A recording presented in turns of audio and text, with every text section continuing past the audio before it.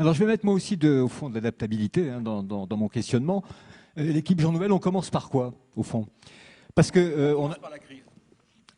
Oui, mais laquelle? Parce Les qu'il y a crises. deux crises. Les Et crises, aussi, on commence par la crise urbaine, parce qu'elle est là depuis longtemps. Et on se dit que pour résoudre la crise urbaine, on a sûrement besoin actuellement de la crise écologique et de la crise économique, qui sont deux fabuleuses fenêtres de tir. Et c'est parce que nous sommes ici et maintenant dans ces conditions que la ville peut changer. Ce n'était pas possible il y a quelques années. Alors comment ça peut se faire? Nous sommes des architectes, il faut qu'on aille vers la synthèse. On se rend compte que ces questions sont très très complexes. Ça me rappelle une phrase de et Valéry. totalement imbriqué. Totalement imbriqué. Et ça me rappelle une phrase de Valéry qui est liée à l'architecture, qui dit qu'une émotion naît de la simplicité de la réponse formulée par rapport à la complexité de la question posée. Donc il faudrait arriver, en tant qu'architecte, à trouver une synthèse.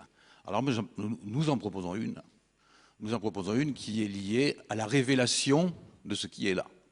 Parce qu'on ne va pas démolir la ville. Les 12 millions d'habitants, ils sont là pratiquement. Et on va bouger d'un ou 2 millions en 20 ou 30 ans. Comment ça peut se passer?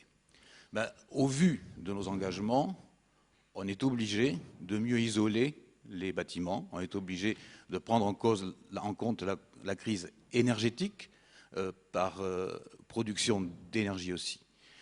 Si on imagine que la biomasse va venir s'infiltrer partout, si on imagine que les techniques, souvent très sophistiquées, les hautes techniques liées au développement durable, viennent envahir ces bâtiments par des serres assez particulières, par des doubles façades, par tout ça. On a un vecteur de changement, de milliers, de centaines de milliers de changements successifs vis-à-vis de pratiquement chaque pavillon, de chaque immeuble. Il n'est plus question qu'un bâtiment reste avec une terrasse qui n'est pas isolée, donc elle sera plantée ou couverte par une serre, ou couverte par un hangar sur lequel il y aura des panneaux solaires. Bon, on va aussi favoriser cette mutation en accélérant peut-être la densification un tout petit peu, c'est-à-dire en permettant à chacun de construire un tout petit peu plus pour sortir de cette crise urbaine qui est liée à la ville figée. Donc c'est par la technique et par la nature qu'on change tout, y compris d'ailleurs par rapport au patrimoine. On ne doit pas laisser tranquilles les bâtiments qui sont là. Il faut qu'ils continuent à vivre. Bien sûr, mais vous travaillez sur... C'est intéressant parce que l'idée a été esquissée tout à l'heure, malheureusement il faut qu'on aille vite tout le temps, mais travailler sur les espaces, sur les parties entre qui constituent aussi la ville. C'est-à-dire faire rentrer la végétation. Quand on parle de la biomasse, il faut absolument qu'elle soit partout. Il faut absolument que cette ville qui a été faite par des règlements qu'on demande à changer, qui est une ville où finalement tous les objets sont autistes, tous les objets ne se regardent pas. En tout cas, je dis objets, ça veut dire immeubles d'habitation, mais petites maisons ou équipements. On voit bien que c'est des petits tas comme ça. Bon, là, effectivement, il y a des espaces énormes, il y a des délaissés qu'il faut planter, qui vont recréer un paysage complet. Donc c'est par ces deux outils-là que nous allons tout changer. Et en plus, il y a des moments évidemment où il faut créer quelque chose, mais là aussi, il faut changer complètement les règles. Il faut cette déréglementation, qui est un mauvais mot peut-être, dans le sens que c'est un changement de règles figées par des règles sensibles, il faut qu'elle s'applique aussi à ce qui va se construire.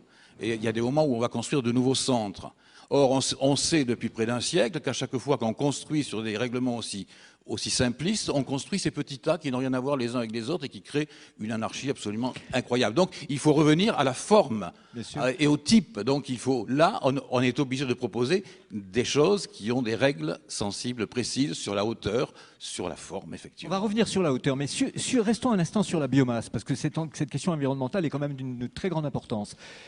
Si on la connecte avec la question de l'équilibre social, est-ce que c'est cette biomasse, ces axes verts qui, comme des neurones au fond, vont pouvoir reconnecter des zones qui jusqu'ici sont coupées les unes des autres? Bien sûr. Et donc le rééquilibre, il passe par là? Oui, ça passe par des espaces qui sont des espaces publics, des espaces privés entre les immeubles. Dans les cités, par exemple, c'est très important de ne pas démolir aujourd'hui pour reconstruire des petits blocs.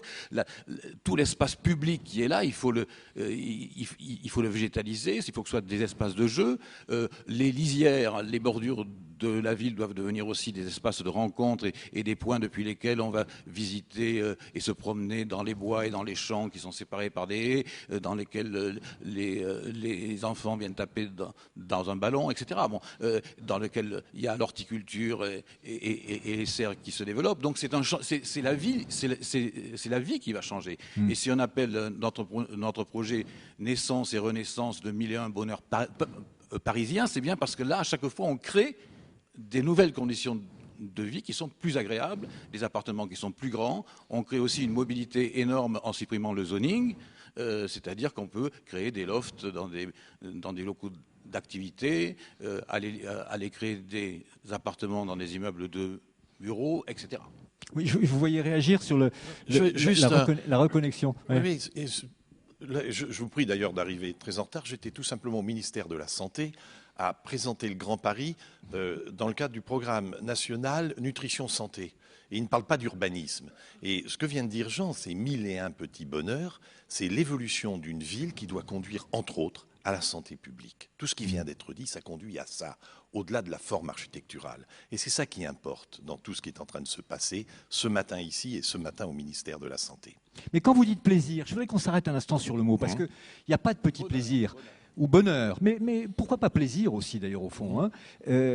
Quand vous parlez de la ville, souvent, et ça c'est une des spécificités de l'atelier Jean Nouvel, vous parlez de raconter une histoire. Et cette histoire, elle préexiste. Paris est là, en effet, ses habitants sont là. Donc vous faites avec. Mais néanmoins, il faut que ce soit une histoire qui change complètement d'axe, parce que c'est fini, ça ne peut plus marcher comme ça a marché, comme ça n'a plus marché jusqu'ici d'ailleurs. Donc quelle est l'histoire que vous voulez nous raconter aujourd'hui ? Le plaisir, mais le plaisir est la rencontre de la mémoire, de la modernité et d'une certaine évolution des dysfonctionnements, d'abord de regarder les fonctionnements et de régler les dysfonctionnements de la ville. Et c'est ça qui créera le premier de tous, il est où pour vous ? Le premier dysfonctionnement, la gravité absolue. Nous, on en a fait, il y a tous nos thèmes, mais il y a un thème qui est les déplacements. Enfin, tant que les déplacements seront la première source d'angoisse matinale et que ça mordra sur le sommeil, ça ne marchera pas. Et que les gens habiteront très loin de leur emploi, ça ne marchera pas. Donc c'est ça qu'il faut, je sais que c'est de l'angélisme et c'est théorique, mais c'est quand même ça qu'il faut réduire. Comme on va avoir énormément de difficultés à rapprocher les gens qui habitent du lieu où ils travaillent, il faut donc réduire le temps de transport. Si on parle de plaisir, ce qui fait le plaisir dans la ville, c'est la rencontre de l'autre, c'est la rencontre de sites, c'est la rencontre d'activités, c'est la rencontre des cultures. Et la ville commence à dysfonctionner quand je ne peux plus aller à la rencontre de l'autre, parce que l'espace n'est pas fait pour ça, parce que les pistes que je parcours ne sont pas faites pour ça, ou parce que je ne peux pas bouger dans la ville. Et dans la ville, il faut que je puisse aller où je veux, quand je veux, comme je veux. Voilà. Que je puisse aller me balader à pied tranquille, que je puisse rester chez moi aussi dans un univers merveilleux, que je puisse aller très vite à l'autre bout de la ville. Aujourd'hui, c'est impensable. On met parfois 1h30 pour aller d'un point à l'autre du Grand Paris. On va plus vite à Lille ou à Orléans. Donc, nous, on s'est dit, il faut qu'on puisse aller partout en une demi-heure. Il faut que quand j'ai tapé sur Internet et que j'ai tchatché avec mon copain, je puisse aller le voir à toute allure. Vous disiez tout à l'heure, on va rester derrière des écrans. Mais les écrans, qu'est-ce que ça a facilité ? Ça a multiplié par 10 le besoin d'aller vers l'autre, parce que tout d'un coup, je le connais, d'aller vers tel spectacle, parce que tout d'un coup, j'en ai l'information. Plus j'ai d'informations virtuelles, plus j'ai envie de vivre réellement toute la richesse que me donne la ville. Et donc, il faut qu'on ait une espèce de fluidité comme ça, magique, et qu'on recompose enfin la ville autour des mouvements qui ont créé cette fantastique richesse. Ça fait, pendant 3000 ans, on a fait des villes où on marchait à pied ou à cheval. Et puis, depuis les années 50, on a créé des moyens d'aller très lentement ou très vite partout, et on n'a pas recomposé la ville autour de cette richesse-là. Et puis, il y a quelques années, vous le rappeliez vous-même, on a inventé, il y a eu la grande révolution de tous les bidules portables. Tous les bidules portables, je sais tout ce qui se passe partout, je peux parler avec mes copains, je peux travailler dans le train, etc. Et donc, on s'est mis à vivre en mouvement. Et la façon dont on a conçu la ville n'a pas accompagné ce mode de vie nouveau. Et aujourd'hui, on a une espèce de fracture entre la façon dont j'ai envie de vivre, moi, et puis ce qu'on me propose. Et c'est ça qu'on peut revisiter aujourd'hui en changeant la ville telle qu'elle est aujourd'hui, en la faisant évoluer. Juste une dernière chose, je reprends, Jean Nouvel, cette allégorie du scénario, parce que j'ai vu dans votre projet, il y a des mots qui reviennent, changement de focale, scénario, enfin il y a beaucoup de choses qui sont liées à la représentation cinématographique. Le problème, et je fais référence à Did You Know, en 2004 donc, on a commencé de voir émerger des métiers qui seront les métiers les plus demandés l'année prochaine. Donc la ville, elle est confrontée à la question de l'improbabilité. On ne sait pas de quoi demain sera fait, comment demain fonctionnera. Donc au fond, le socle de la ville, il est où? Il est dans cette constante que vous venez d'évoquer, le bonheur qu'on a à se croiser, à se parler, à se toucher. Il est dans cette improbabilité, car personne aujourd'hui ne peut dire ce que sera demain. Comment vous faites avec ça? Il est dans beaucoup plus de liberté. Puisqu'on parle de révéler, on ne dit pas exactement comment chaque immeuble va se transformer, comment chaque espace va se transformer. Chacun pourra, à une forte initiative qui est possible. Et c'est ces ajustements-là qui changent la ville. Et ça va être très important aussi au plan économique, parce que ces crises, finalement, il faut les transformer en chances. Donc ça va commencer par un plan de relance qui sûrement va favoriser les infrastructures, ça c'est absolument sûr.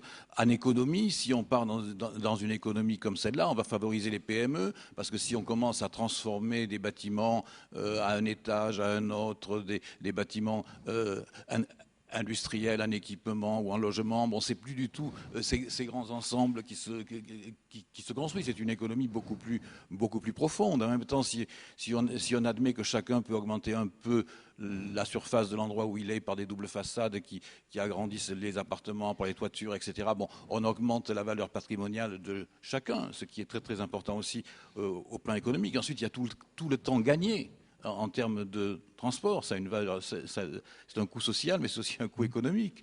Ensuite, il y a les clusters, et effectivement, comme vous l'avez dit, ils ne viendront que s'ils sont dans les endroits les plus extraordinaires et les plus agréables. Donc, ce sont les vallées, effectivement, ce sont les endroits où on peut être au bord de l'eau, dans des paysages, et c'est en accentuant l'attractivité de Paris, l'aura de Paris, que l'économie aussi changera. Donc l'économie, ce n'est pas uniquement ce que ça coûte, c'est aussi ce que ça rapporte. En tous les cas, c'est la différence entre les deux.